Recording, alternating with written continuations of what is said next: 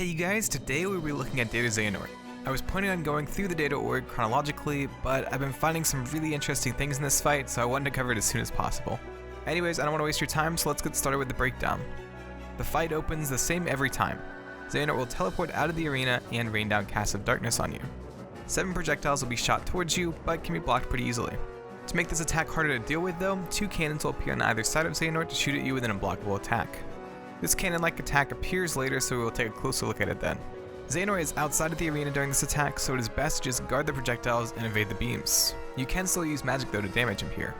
These orbs of darkness bear a resemblance to the casts of darkness Xehanort used to summon Kingdom Hearts in Birth by Sleep. This attack will always be followed up by a barrage of magic. Xehanort teleports using a keyhole spawned from the Keyblade before throwing it forward and casting Bio-Roxas. Frozen, Sora will have a hard time dodging the casts of Fire-Raza that come next. Lastly, Thundaza will rain down on you 3 times, with the cannons appearing to make dodging the lightning harder. Blocking the initial Keyblade throw will leave Xehanort open to attack. After this, Xehanort uses light attack from his fight in the base game, though this time you will not be forced into rage form. He throws his Keyblade into the air as light shoots out from it. A beam of light shoots up from the center of the arena, and Scarlet text can be seen on the floor. This middle circle looks really similar to the magic circle created during the Armored Vessels fight. Circles of light spin out from the center before locking into place around these symbols. These are where the light beams will later spawn from. A kind of light cage can be seen in the sky, and clouds not cover a bright sky. If you are too close to the center, a shockwave will push you out. You can actually block this as well as the pillars of light that circle out during the sequence. During this sequence, there are 2 phases. Each phase is the length of time it takes for all the pillars of light to move across the arena. 2 pillars of light will move towards you as Xehanort appears. Xehanort will then slash his Keyblade and spawn these golden globe-like things. These will spin towards you and can be blocked, though after a bit of time they will explode and ignore your guard. Getting hit by this will freeze you.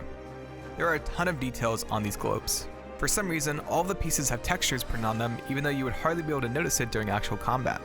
There are multiple blades of the Keyblade spinning from the center of it as well. The middle of the globe makes me think of this contraption seen in Scala Island. Also, these rods seen on the globe, and when it explodes, are also seen in Scala. Thanks to 13th Vessel, we were able to see inside of the whole classroom that young Xehanort and Ericus played chess in. Some of the details on the chess pieces look similar to these rods, but what really looks similar are these pieces on the wall decal hanging on the wall. If you look at the top of this plaque, you will see a symbol representing the Seekers of Darkness. They're represented by these single rods, much like the ones in the globe attack. Finally, the rods connected with the rings on the globe are seen in the Magic Launcher form change. I believe this Keyblade connected with the form change was actually supposed to be received during a visit to the Mysterious Tower. We know that Yensid has an affinity with the Star aesthetic, as the Star Seeker was given to both Mickey and Sora here, and Mickey received a Star Shard from Yensid in Birth by Sleep, which he could use to travel to other worlds. I think the Mysterious Tower got cut during development, and with the Keyblade already made, the developers decided to give it as a reward for finishing Twilight Town, since you probably would have visited the Mysterious Tower around the same time. Yensid trained with both Xehanort and Ericus, so I think this is why we see Scala elements in the Magic Launcher form change. Finally, the last detail I want to point out about this globe is the top part of it. This is practically the blade of the Keyblade of Heart from Kingdom Hearts 1. I'll talk more about this later in the video, but for now let's get on with the breakdown. During the first phase of this attack, Xehanort will slash once and send a globe towards you. Then he'll teleport and send 2 at you. All these can be blocked, and since they are moving so fast, they will explode far away from you. The next one though moves at a slower pace, so dodge roll through this so you don't get caught in the explosion. After this slow globe, Xehanort will be open. During this whole sequence, hitting Xehanort even once will cause him to cancel out the entire attack and move on with the battle. If you miss him here, he will teleport and do another set of attacks. First, he will shoot a fast globe before teleporting and shooting a slow one. He will then follow this up with another slow one before 2 more sent after you. After this, he will send 1 last globe after you. After this, he will be open. The second phase opens with the same pillars of light, but Xehanort will start with a second set of attacks from the first phase. Another pillar attack will shoot towards you before Xehanort will appear to do a 2-hit attack against you. He'll then teleport and send 1 globe at you to end the phase. Then the whole sequence will restart from the top and loop until you deal some damage to Xehanort. After you get out of the special attack, the next attack is a barrage of beams from the cannons we saw previously. These cannons are all actually form changes of the Keyblade. You can see it spinning before the wings detach and move out to the ends of the middle. The blade of the Keyblade extends and morphs into the rod we saw earlier as the rings spin out on either side of it. These also have rods, and the rings bear a striking resemblance to the Magic Launcher form change rings. The Kingdom Key as well as the Kingdom Key D move out from the Keyblade and spin before shooting a beam towards the edge of the Keyblade. While these Keyblades are spinning, multiple blades appear before all of them charge up and shoot out beams in all directions. A ring appears in front of all of the different blades that shoot out energy. Behind the Keyblade, a disc appears with hearts engraved in it. At the end of the attack, everything condenses back into the Keyblade. This happens 3 times. The first time 3 cannons appear, second time only 2 appear, and the third time 2 appear alongside a giant cannon. While you can't block the initial beam, you can actually block the other beams after dodging. There's another attack later on that gives us a better look at this giant cannon, so I'll wait until then to talk about it. The fact that a Kingdom Key and a Kingdom Key D appear are really interesting to me. Now we have seen a nod to a Keyblade of Heart, as well as a Keyblade of Light and a Keyblade of Darkness. We do know that these 3 families of Keyblades were based off of the Keyblade, but it's still really interesting to see nods to all 3 families of Keyblades during all these attacks. I do want to make a slight detour and point out something I found in the Scala classroom. In this classroom, we see the no-name Keyblade hanging on a plaque surrounded by engravings of Keyblades. Thanks to 13th Vessel, we were able to have a closer look at this, and we can see that the Keyblades shoot out on either side of the no-name Keyblade, and we also see what looks to be Keyblades of Heart on the bottom of it. I think the Keyblades shooting out on either side represent the Keyblades of Light and the Keyblades of Darkness, since like Xehanort said in his journal from Birth by Sleep, they look the same but originate from 2 different areas.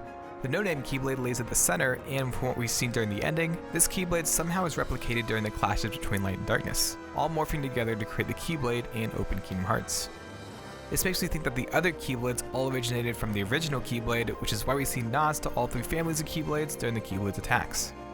Also, one last thing to note is that opening Kingdom Hearts was supposedly a characteristic of the Keyblade of Heart, as detailed by Xehanort in his journal from Birth by Sleep. Okay, we keep getting sidetracked, I'm so sorry, let's move on to the next part of this battle. After the beam attacks, Xehanort will appear to do a 2-hit strike. If the second strike connects with you, Xehanort will teleport and do one final strike. Getting hit by the second strike will throw Sora into the air, which sets him up to be thrown back down to the ground with a third strike. Dodging the second strike will create an opening. The next attack is the glow attack we saw previously.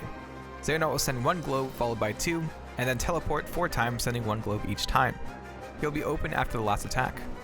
If you're close enough to the edge of the arena, Xehanort will teleport outside before the 4th attack. After this, Xehanort will rush towards you to do an uppercut. If you get hit, he will do another strike to send you back towards the ground. Dodging this first strike will create an opening. The next attack is a mashup of some of Xehanort's previous attacks. First, Xehanort will send a globe towards you before he dashes towards you to do an uppercut. During his dash, 2 cannons will appear to shoot you. Dodging Xehanort's attack will leave him open, though the timing is very tight.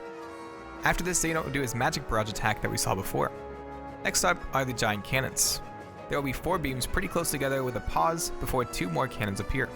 During the 3rd and 4th cannon attacks, Xehanort will appear in the center open to attack. Hitting it will stop the last 2 cannons from spawning. When these cannons spawn, both versions of the Kingdom Key appear and spin in the air as the Keyblade of Heart blades appear above and below it. The wings in the Keyblade also are with these parts and spread out as the pieces come closer to the middle. The cannon part appears, which looks really similar to one of the chess pieces in Scala. Thank you to CrossVamp Kings for pointing this out. I'll leave a link to his Twitter down in the description below. A ring like the ones we saw with the smaller cannon appears as the Kingdom Keys and the bigger heart blades spin around the cannon. Golden wings appear around the outside of the cannon as well. The Kingdom Keys glow with yellow and blue light, and the heart blades close in around the hole of the cannon before a giant red beam shoots out. Also, during the charge up, these rods shoot out from behind the cannon. As the beam dissipates, we can see that 3 beams actually created this. Everything disappears except for the Kingdom Keys, which spin and then fall back into the Keyblade that appears. After this attack, Xehanort appears to do his uppercut attack before doing his light attack. His entire phase will loop on the same pattern until you deal enough damage to move on to his second phase. After damaging Xehanort enough, he will use his ultimate attack. The goat symbol from his chest piece appears on the ground before the screen whites out. The arena changes to a transparent magic circle with the 13 organization chairs surrounding you. 2 cannons appear to shoot you before a wave of 4 shadow clones fly towards you to attack with no-name Keyblades. 2 more cannons appear to shoot at you as the real Xehanort appears. You can also actually see Xehanort appear before the wave of clones fly towards you as well. 4 more clones fly at you after the cannons before Xehanort appears and form changes the Keyblade into chakrams. The blades are from the Keyblade of Heart, and the middle is the ring and rods we've seen previously. Xehanort strikes at you once before he form changes again into a double-bladed staff. This has the Keyblade's blade and wings, with the handguards being the heart blades. You cannot block the strike, and getting hit takes away from your total HP. 2 more cannons appear after this while Xehanort watches, and 4 more clones come to attack.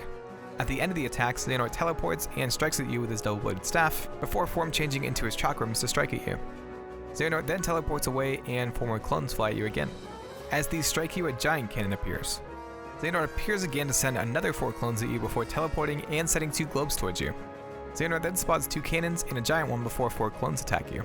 6 clones then fly at you as 2 cannons shoot at you. After this, Xehanort will again strike at you with his double-bladed staff to end the DM. The second phase has most of the attacks from the first phase, with 3 new attacks in it. First is the giant cannon beams, followed by a new attack. Xehanort opens with a globe and a giant cannon before he form changes the Keyblade into the staff we saw earlier. Then 2 giant cannons appear as Xehanort throws another globe at you before slicing at you with the staff form change. There's an opening if you dodge the first staff attack. The next attack in this phase is the globe attack. After this, Xehanort will do the beam attack we saw previously, followed by another new attack. Xehanort form changes the Keyblade into a whip with the rods we've seen previously. The handle looks to be based off a chess piece with golden wings on the bottom and heart blades at the top. Xehanort will then use the chakrams to attack before using the staff. He will then teleport and use the staff again. Finally, he will do 2 strikes with his chakrams before ending with the staff. He is open if you dodge the last attack. The projectile attack and magic barrage from the very beginning of the fight are used next before the last unique attack is used. Xehanort will do 2 chakram attacks before he pulls out his whip. He'll then teleport and use his chakrams to strike once before he uses the staff. He then ends the attack with his whip form change. There is an opening after the staff attack here. Xehanort will then use his globe attack again before restarting the phase. Occasionally, he will use his ultimate attack before he repeats this phase. I swear that some of the attacks change during this phase, or some only trigger sometimes, but I was going through the footage and couldn't find any differences, but I know I saw it at some point. My brain has just turned to mush running the script and looking through all the footage, so I apologize if I got this phase a little bit wonky, so sorry. And I think that is all I have for you guys today. This was much more intense than I thought it was going to be, but there was so much here. I'm really surprised that a lot of the imagery of the Keyblade had ties to Scala. Also, I love the fact that Xehanort actually used form changes with the Keyblade. I think that was really missing in the final fight because that was such a huge mechanic for Sora, and it kind of felt weird to not see form changes with the No Name or the Keyblade in the end of Kingdom Hearts 3. I mean, if you look at the fight against No Heart in Birth by Sleep, you see a ton of form changes, so it was just really surprising to not see that added in the base game. Anyways, the cards on the screen show some places where I'm sometimes active, so follow the links down in the description below to stay connected. If you enjoyed this video, click the card on screen to see some other data battle breakdowns. Subscribe or share this and I will see you in the next video. Also, I've been doing a ton of streaming over on Twitch, so be sure to follow me there. And I also just opened up a Patreon, and some of you guys have already pledged some money, and I appreciate that so much. But if you want to consider supporting me, be sure to check that out.